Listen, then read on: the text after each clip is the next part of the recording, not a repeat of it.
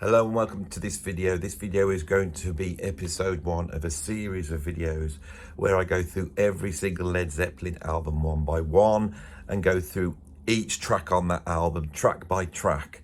There will not be much talk of the overall albums. There will be a little bit of context and history, but it's more about talking about each specific track. So every track in the Led Zeppelin catalogue gets at least some attention in this series, which I hope will be enjoyable, but also will give you a different view of a band that I've loved for absolutely years. The reason why I feel confident to do this is because Led Zeppelin are one of those few bands where I know every single track inside out. I've listened to them for 40 years, and also my love of Led Zeppelin took me down a route in life where I ended up drumming for Robert Plant for a number of years, and so I got a different view into this incredible band that has had such an effect on our contemporary history. So obviously the first album we will be looking at is Led Zeppelin 1. This was recorded in late September 1968. Led Zeppelin had literally formed just a few weeks before, and the reason why this band had come together so quickly and ended up in the studio so quickly is because Jimmy Page had previously been playing with the Yardbirds. As the Yardbirds sort of crashed and burned, every single member left until there was only Jimmy Page left, so he was left owning the name the Yardbirds, which with his manager Peter Grant they decided to rechristen the new Yardbirds. Led Zeppelin, it could be argued, formed pretty much because they had some dates in Scandinavia that they had to fulfill, and Jimmy Page might have done something completely different if that hadn't been the case. He pulled in his old session mate John Paul Jones on bass, and then after asking Terry Reid and BJ Wilson to play vocals and drums respectively, they turned them down, and so Terry Reid suggested a young singer up in the Midlands called Robert Plant, who then brought along his mate John Bonham. They had to get into the studio quick. They had to get some recordings down. They didn't have a deal, and so Jimmy Page funded this album himself to the tune of £1,700, which is roughly £37,000 in today's money. So when he went in, he had the experience of working in studios for many years, and he was paying for this himself. He got into Olympic Studios, which is a famous studios in London, which really rivals Abbey Road. I actually think there's more classic albums come out of Olympic than Abbey Road, but you know, the Beatles never walked across a zebra crossing near it, so that's where we're at. But this is a brilliant studio, a lovely sound. Jimmy Page knew how the studio worked, and he brought in a childhood friend of his, Glyn Johns, who shared Jimmy Page's interest in recording ambience in the room. This album was groundbreaking in terms of its production and its vision. Jimmy Page wanted to create an album, not a collection of single tracks, but an album that you would put on would take you on a journey, with some of these tracks lasting up to 8 minutes long and some of them very, very short. He wanted to showcase his guitar playing and showcase a whole bunch of different styles. That was what he envisaged on this album. This album was recorded very, very quickly. This whole thing was recorded and mixed in around about 36 hours over a period of weeks. It was then released in January 1969 in the UK, then a few months later, I think in March, in the US. And Led Zeppelin were then, after conquering the US, on their way to becoming one of the biggest bands in history.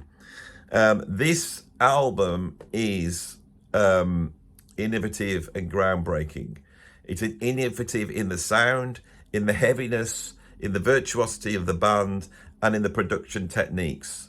Glyn Johns was experimenting with new ways of recording a live band, and in fact the famous Glyn Johns 3 microphone setup that is named after him was actually developed on this album. Jimmy Page was also interested in miking the amps up twice, and so he would have a mic close to the amp but also a mic further away, which gave the guitars a much bigger sound, but also meant there's a lot of leakage. And Robert's voice, which was very powerful, and obviously they were recording a lot of this at the same time, there is a lot of bleed across the tracks, which has been geniusly engineered. And I think this album must have been jaw-dropping in 1969 compared to what a lot of other albums sounded like at the time. It still sounds incredible to this day. And so I think that's something we have to bear in mind when we consider every single track on this list. But without much more ado, I will now kick off with the first track on my epic track by track ranking. Is it a ranking? Well, we'll soon see, of Led Zeppelin's tracks. So the opener on this album is a track called Good Time, Bad Times. It's one of the greatest openers in rock history. It sounds absolutely incredible. It's a short track. It's 2 minutes 45 seconds long, and they basically state on this what Led Zeppelin are, and and some more. Because at this point, I think the record companies were thinking in terms of singles, and I think this was going to be the single. It's got a very, very poppy, catchy chorus, which is something that Led Zeppelin would eschew later on. Of course, the intro with those big power chords slashing, two of them, and then you get the hi-hat, then the hi-hat doubles up, and it sounds like it's hitting the hi-hat, and Bonham's also hitting the metal post at the top of the hi-hat, perhaps. What's really interesting is it seems to be the root note of the track, the metal ringing. Everything's that together. I don't know whether that was tuned in or whether it was just a fluke, but it's all so harmonious. Then you get that incredible sort of Al Jackson feel, very soul Motown feel into this, and Robert comes in the days of my youth, I was told. And this is very 60s pop sounding track, but what is different is the heaviness and the sort of answering wrist to the vocals, and Bonham's incredible drumming. This is one of the great introductions of a drummer to the world. Some drummers come along, and they do a few albums and, toddle along, and then, maybe 4, 5, 6 albums, they start to do stuff that makes them recognised. This isn't the case with Bonham. He comes in and every single fill must have been etched on every drummer that heard it. The drums sound incredible, and of course he's doing that very fast tripleted bass drum, which, if you want to know what it is that as he's playing the hi-hats like this, tap, tap, tap, tap, tap, he's playing very fast doubles, 2 notes in between, tap, tap, tap, tap, tap, tap, with his right foot. This is something that has been copied so much, and it's actually a rite of passage for many drummers to be able to pull that thing off. He's pulling them off fast. It's got everything, for a band that was going to go on to be known as being a sort of really rambling, jamming band. This really just nails their artistic juices to the mast. Not that you can nail juices, so that wasn't a great metaphor. But I think if anyone was to try and nail juices, it would be Led Zeppelin. Okay, that track's finished. Anybody who's heard that, who likes heavier music, guitar music, has just been blown away. You've had Robert's incredible vocals, and I have to be honest, Robert comes in on these first few albums sounding like an incredible, powerful, deep blues shouter who is able to get up into that high range. Later on, his vocals change, as we all know, and he becomes much more of a balladeer, in my opinion. But these first 2 albums, maybe the first 3, his singing is astonishing on this. So every member of the band is showcasing themselves. Even John Paul Jones on bass, who could often be very minimal, hold the band down, is playing all sorts of bass runs, as it goes into the bridge, and then drops down the key, because the arrangement's really interesting in that the second verse is not the second verse, it's a completely new arrangement as they run through. They are really selling everything and throwing everything. Even the rock kitchen sink has been thrown in on this first track. Now, I am going to use a sort of internal marking system with this, where what I'm going to do is, if I feel a track should be on my best of Led Zeppelin, if a track makes their way on, so it's a really classic, essential track, you get 10 out of 10. And then the other tracks are going to be marked against those 10 out of 10. Good Times, Bad Times, for me, without a doubt, is a 10 out of 10 track. So we've got 10 for the first one. It then goes into a cover version. We hear an acoustic guitar kick in, and we're in a completely different space. There's a lot of thought that, Led Zeppelin came out as this bombastic rock band in 69, and then in 70 they go to Bronny Eye and write all these acoustic stuff. But the fact is, this track could easily sit on Led Zeppelin 3. Starts off with a very beautiful acoustic guitar intro, very beautiful vocal from Robert. Now, of course, this is a cover version of Babe, I'm Gonna Leave You by Joan Baez, which was recorded on a live album, I think back in 1962. If you go back and listen to the original, it's absolutely unlike this. So although the original, you know, we had Jimmy Page up to his old tricks and saying that he'd written it, later on, and I'm looking at the credits here, this is actually credited to Anne Bredon, who was the original writer, but Page and Plant also get a credit because there's extra stuff written. Led Zeppelin are taking these old folk tunes and they're taking these blues tunes and they are putting them through the pressure cooker to create rock. Now, on my recent video where I discussed the Dazed and Confused thing that's going on with another lawsuit about that, a lot of people said, oh, he's a plagiarist, but I feel that people do not understand what's going on here. The reason we have rock music is because people took jazz, folk and blues and put it through this pressure cooker. And here we hear that. Now, if you go back to the original of Babe, I'm Gonna Leave You, you have to really strain to hear the similarity between that and this version. Robert Plant has done a genius job of taking a melody that's in 6/8 and transferring it into 4/4. So the time signature is completely different. When the chorus kicks in, even though this is acoustic, it's a new level of heaviness. It's like Black Sabbath heaviness, right? And then they contrast between this very beautiful light acoustic sound and this very bombastic heavy sound. So although Good Times, Bad Times is very exciting, this is the first time we really hear heaviness from Led Zeppelin. And it's interesting because it's an acoustic track. I have scored this track at 9 out of 10. I think it's pretty close to being peak Led Zeppelin for me. I've always loved it, and I think there's very little to criticize it, you know. And it's a bold move to cover a Joan Baez track. Of course, Judas Priest did it on Sin After Sin, didn't they, with Diamonds and Rust? But Led Zeppelin were the first to do that. So 9 out of 10 for that. This one's weighing in around about 6 minutes, 40 seconds. So they've extended the form. Anybody listening to this album now must have thought, oh God, we've had this all really poppy up track. Now we've had this really dark track. Where are we going next? And they go into a full-on blues track. And it's a blues track by Willie Dixon. And also J.B. Lenoir contributed to the composition of this one. All these bands have grown up through this blues boom in the UK, playing these sorts of tunes. Now, Jimmy Page was childhood friends with Jeff Beck, and Jeff Beck on the album Truth the year before had done a cover version of this You Shook Me. His version was completely unlike the original Willie Dixon version, which is pretty much just a straight, slow 6/8 blues, and featured a guitar solo which was like almost like John Coltrane, just guitar solo and drums, and it featured a really aggressive, extensive use of wah-wah. Jeff Beck is doing his genius thing and affecting the guitar to make it sound like something else. Now, Jeff Beck moaned that Jimmy Page had stolen his arrangement, but the fact there is nothing stolen from Jeff Beck in terms of the arrangement. Led Zeppelin again take this and they mess with it and do all sorts of things, adding vocal effects.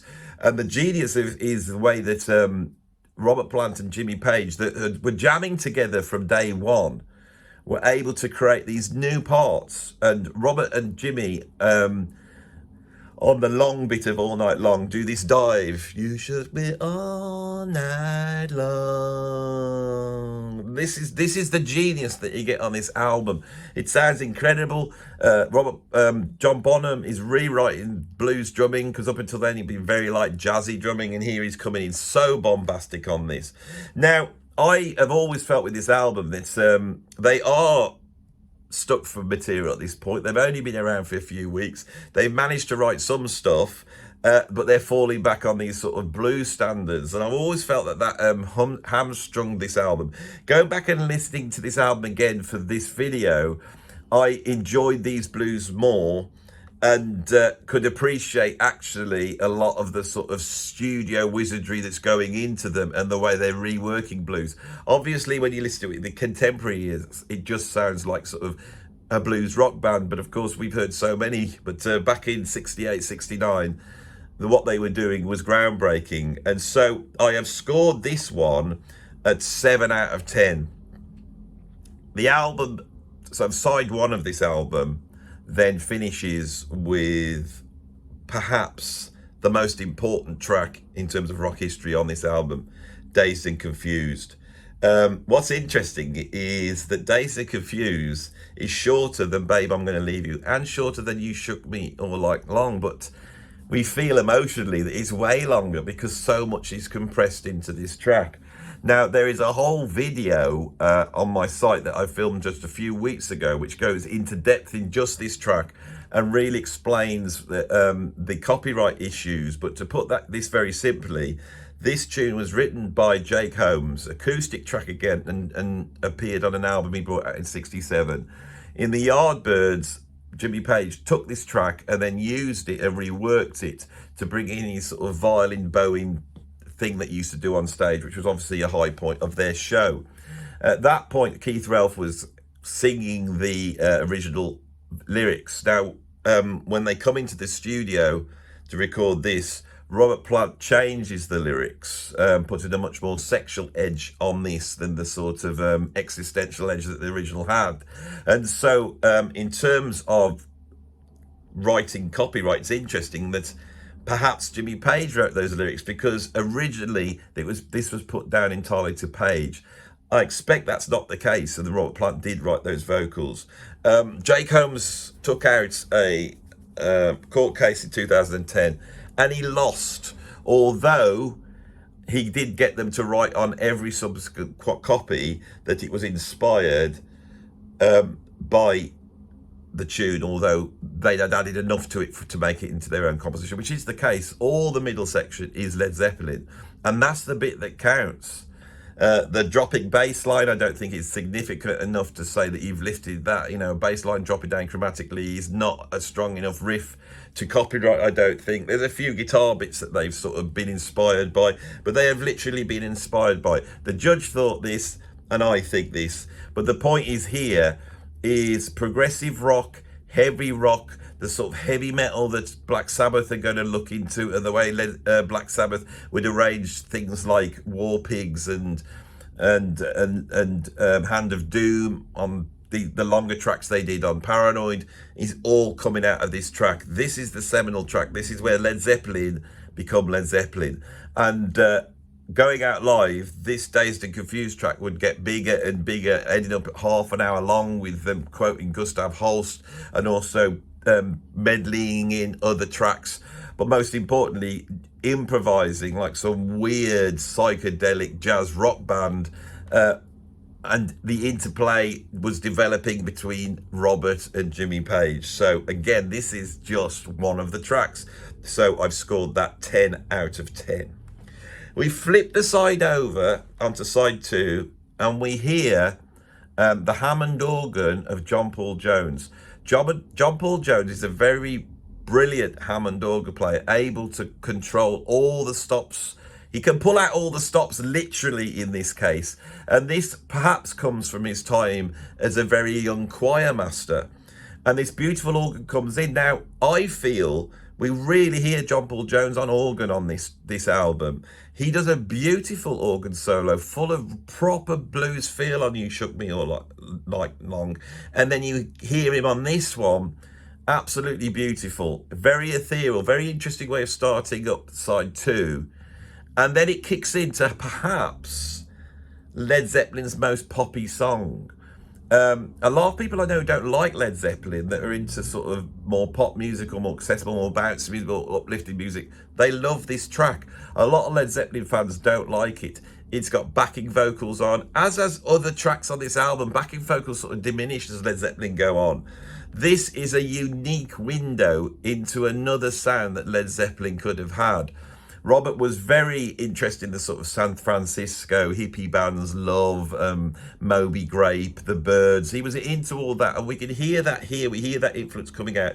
For me, I've always absolutely loved this track, and it's made for me by John Paul Jones. Beautiful organ playing. It's 4 minutes 41 seconds, mid-length, quite long for a pop song at the time. And then we go into sort of 2 very short tunes that are around about 2 minutes each.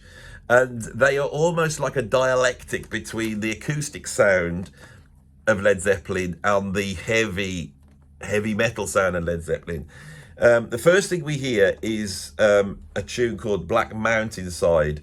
It's still credited to Jimmy Page. I'm not too sure why, because it is really a cover version of Black Waterside by Bert Jansch. And it's beautiful, and it really showcases Jimmy Page's ability to play these sort of folk guitar parts that are very, very difficult to play.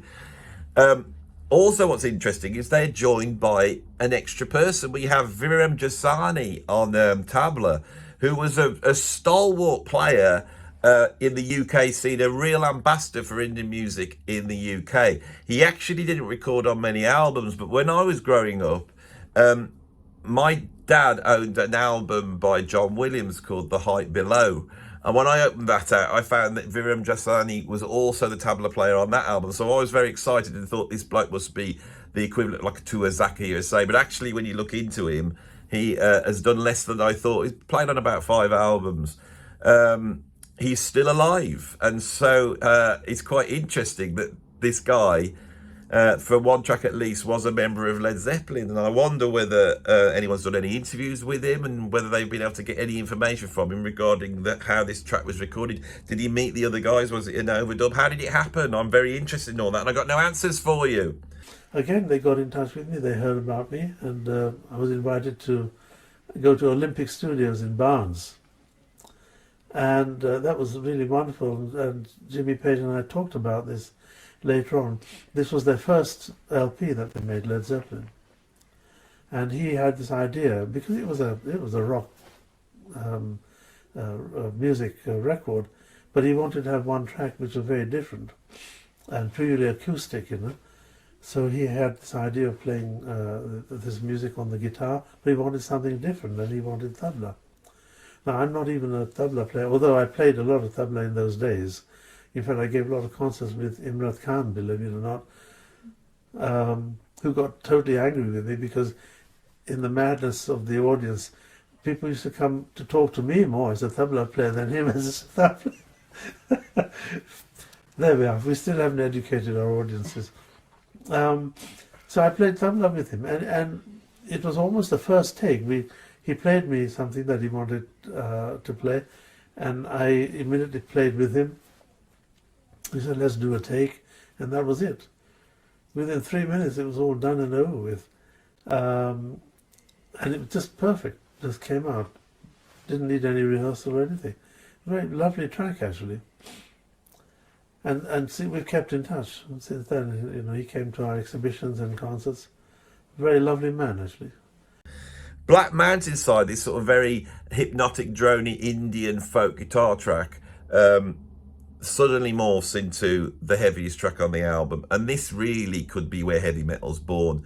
Communication Breakdown, which is heavy, bombastic, and it's fast, and it has almost like a double time feel. Now, Communication Breakdown is actually a reworking of a tune by Eddie Cochran, which I can't remember the title of. I do apologise for that. But when you listen to many of the Eddie Cochran tunes from the early 60s, late 50s, you hear a pummeling sound, which is actually coming out of the adaptation of sort of boogie-woogie piano playing onto the guitar. So rather than swinging, like Bill Haley in the comments, you get this, you get all that type of thing going on. And that is really the roots of where metal comes from. Eddie Cochran is very important in the creation of the sound that we call heavy metal as opposed to hard rock or all these other things. Now, of course, the following year, Black Sabbath would be in the studio recording their second album, and they would be short of one track, and so they would decide to rip off Communication Breakdown entirely and do a track that sounds very similar, which they wrote in about 20 minutes apparently. Paranoid is a reworking of Communication Breakdown. Communication Breakdown was first. Of course, none of these were really released as a proper single, although there was a single in the States that came out, which was Communication Breakdown and Good Times, Bad Times. Of course, this is an essential tune. So I've given it 10 out of 10. If you want to know what I've scored Your Time Is Going to Come, I've scored it at 7. Black Mountainside I've scored at 6. I love it, but it's short, it's quite inconsequential, and it is a rip-off of Bert Jansch. But Communication Breakdown, we are in full-on Zeppelin territory. We then drop into a short and slower version of I Can't Quit You Baby, which is another Willie Dixon tune. Now, I have to be honest, of the two, You Shook Me and I Can't Quit You Babe, even though this is the more famous one, I like You Shook Me more. I don't need another slow blues here, and I find this, it's got some incredible moments in, but it is much more of a conservative, straight blues copy, and they've even gone slower than the original. It became a live stalwart, I think, and it's on many a live album, and it's always a track that when it comes on a live album or whatever, I'm like, oh God, I can't quit you, baby. I can't quit you, baby. You know, it's standard blues, isn't it? But on top of this, when they brought out Coda, they had to sneak out this other version of it, which was basically a live version to fill Coda out. It was a live version. It's the version that's on the Royal Albert Hall concert film that they brought out in 2002 or something. And they had to sneak it past, take the audience off and pretend it was done on the sound check, or they would have not been able to fulfill their contract with Coda because it had to be studio recording. It's very sneaky. Led Zeppelin are always very sneaky, and we're here to point it all out now, aren't we?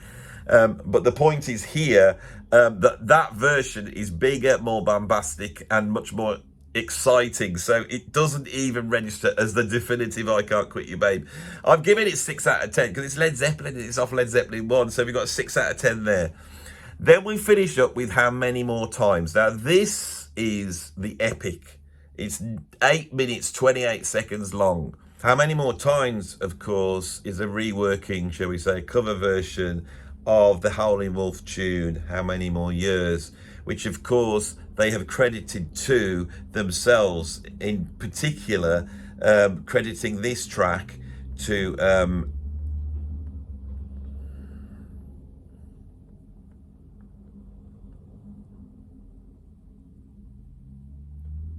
the whole band, Page, Jones, Bonham and Plant, which I think is right because they are all doing their thing. The opening riff that comes out, which is like a walking jazz type of thing, you know, but when they kick it in heavy, that will give you the link between heavy metal and the sort of hard bop riffing that came out from bands like, you know, Art Blakey and the Jazz Messengers, or maybe even Charlie Mingus. That's where you hear that. They do a pretty straight version of How Many More Years, and then they start to mess around with it. And there's a sort of jam that goes on in the studio, which they would extend out on live albums, bringing all sorts of other tunes. Now, it's a wonder to behold because at one point, Robert Plant brings the tune Rosie in, and then he goes from there into The Hunter, which I think is by Albert King. So he's bringing other tunes into this, and they're jamming and doing all this sort of stuff. I love this track. I don't think it's top tier Led Zeppelin, and I think the amount of sort of dipping into other tunes that's going on in this one, which of course, in the same way as Jeff Beck had done the year before You Shook Me All Night Long, Free had done a version of The Hunter. So it's like they're pulling in not just from the blues artists, they just go, oh yeah, that's a good tune to cover, and they're covering it. Now it's probably because everybody was covering it at the time.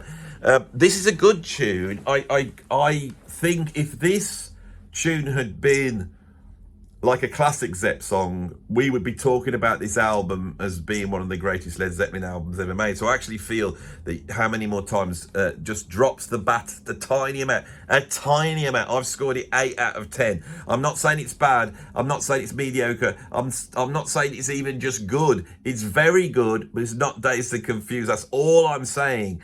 And so you just get that little bit, but it's a great closer to the album.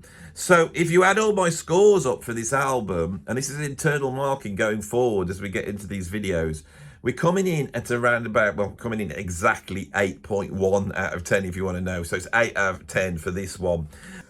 I was just editing this video and I thought, you haven't spoken anything about the meaning of the songs.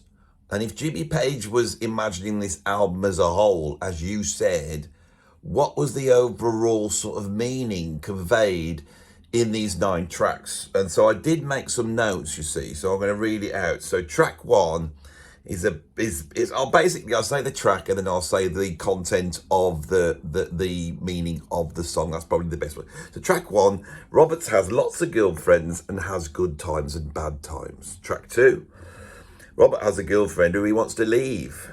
Track 3, Robert has a girlfriend and she shook him all night long. Track 4, Robert had a girlfriend and she was a bit much. Track 5, Robert has a girlfriend that he isn't going to leave now, but will at some point in the future. Track 6, Robert has a girlfriend who likes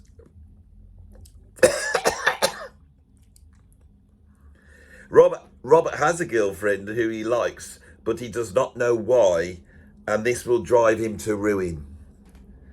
Track 7 or whatever it is, Robert has a girlfriend who he can't quit, so he'll have to put them down for a while.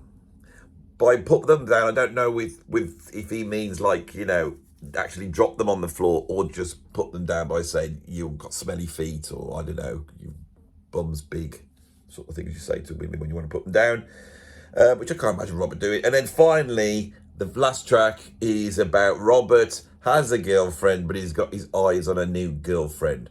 All I can say is Robert got up to a lot in 1968. That's all I'm saying. I'm just going to finish up with a few extra bits of information.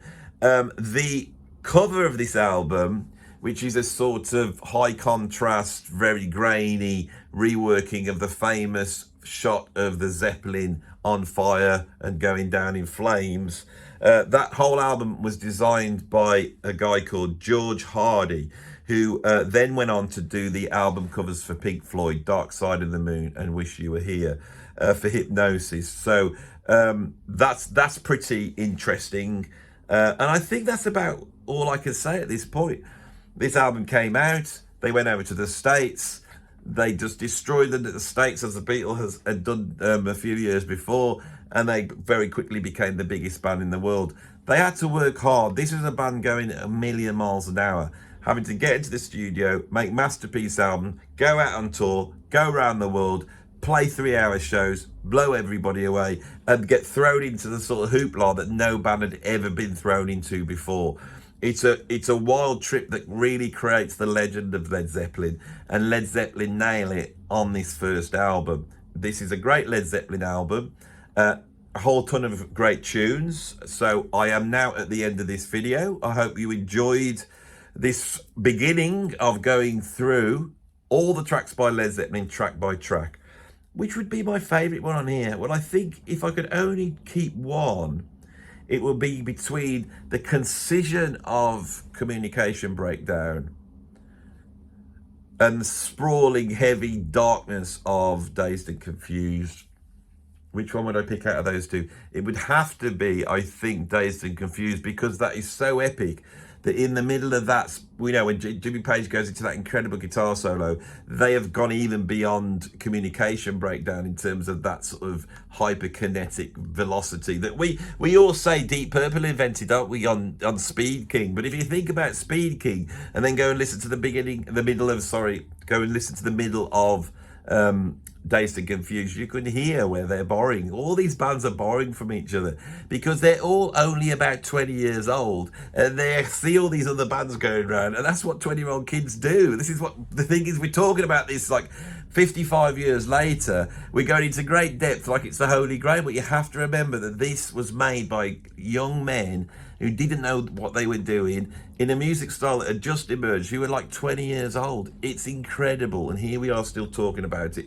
I wonder how many albums that have come out this year we'll be talking about in 57, 56 years time. I mean, who knows? Anyway, we're still talking about this one. I hope you enjoyed this video. If you did, put a like on it and subscribe. There's a ton of links down below where you can support me. I've got a Patreon, I've got a PayPal tip jar, you can become a membership, you can do these things where you can buy, I don't know, there's so much there, I can't even remember now. That's how I earn my living now, so I would appreciate that greatly so I can carry on doing this lovely job. I'm sorry I'm not at my studio today. I had some personal issues happen, which is why I'm a little bit stuttery, but the show must go on, right? And it will go on as far as I'm here to make it go on. I salute you all, those who are upholding the truth, the beauty, and the majesty of rock. Thanks for watching. Hello and welcome to this video. My name is Andy Edwards, and you might know me from my YouTube channel where I talk about progressive rock, I talk about jazz rock, fusion, classic rock, all the music that has been much maligned in recent times. You're probably a fan of that type of music. Well, this year I am embarking on a new challenge. I'm stood here in the Jellyman's Heritage Arts Charity buildings. This is where I film my YouTube videos, but I'm in another building actually, or actually another room to be more accurate. And on the 24th of May, we will be transforming this room into a brand new music venue. We're going to have staging brought in here, right? There will be a great big PA here. There will be projections and all sorts of insanity going on, and a huge light show in these beautiful rooms, in the beautiful surroundings of the Jellyman's Heritage Arts Charity buildings. And on the 24th of May, me and my friend Steve Gould will be hosting the band Orc, Pat Mestalotto's band, Colin Edward from Porcupine Tree's band. And if that wasn't exciting enough, on the same bill, Tim Bowness from No Man and all sorts of other exciting projects will also be playing here as a double headliner. And I will be playing drums on that concert. And that will be the inaugural concert in this room. We will be christening this room and bringing prog to this room.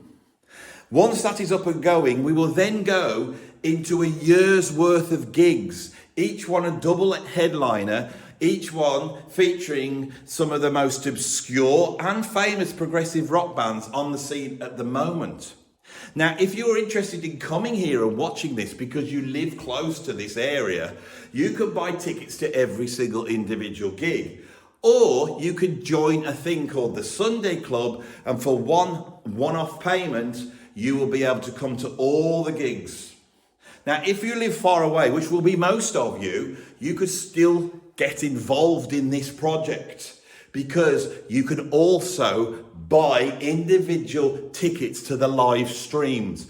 Now, we are bringing in the highest quality live stream multi-camera. This is going to be an event, and it won't just be a band walking on stage. There'll be interviews and conversations. It'll be like an extension of my YouTube. You will feel, when you put your headphones on and put it on the big screen, like you are here. Right? You'll be able to communicate with me. You'll be able to ask the band questions. You may even be able to have a tour around the building and see all sorts of insane and interesting things happening. And you can buy either one-off tickets to each of those events, or for the very reasonable price of £60, which is another sum of money, and you'll have to work it out, UK pounds sterling. For 60 quid, you can buy tickets to every single virtual online streamed event, okay? And if you can't make the live streaming, you will still be able to access it forever. So at the end of the year, you will have 10, 12, 13, maybe 20 live stream gigs just for your own perusal. This is very, very exciting to be able to team up my channel, you lot who are into all this music, and actually provide a venue where bands can come and not only play to an audience in the room, but actually seriously play to an audience outside. And so it's down to you guys to sign up for the live streaming. If you live in America or Canada or Botswana or other countries that are out there that aren't England, if you live in one of those countries, sign up and join, because not only will you be able to see all this amazing prog, if we can get this off the ground, this will be the new way in which bands can get their music out there. I'm really excited about this. I'm really excited about this room. This room is hundreds of years old, well, 100 years old maybe, and it's history. What we have is history here. Right, and be able to bring some bands in and bring people in from all over the world to see this will be ever so excited. Look, just Click on the links below, have an explore. If you've got any questions, stick it in the comments, and let's get you signed up onto this, because we've got to make this work. Thank you very much, and I'll see you on the next video.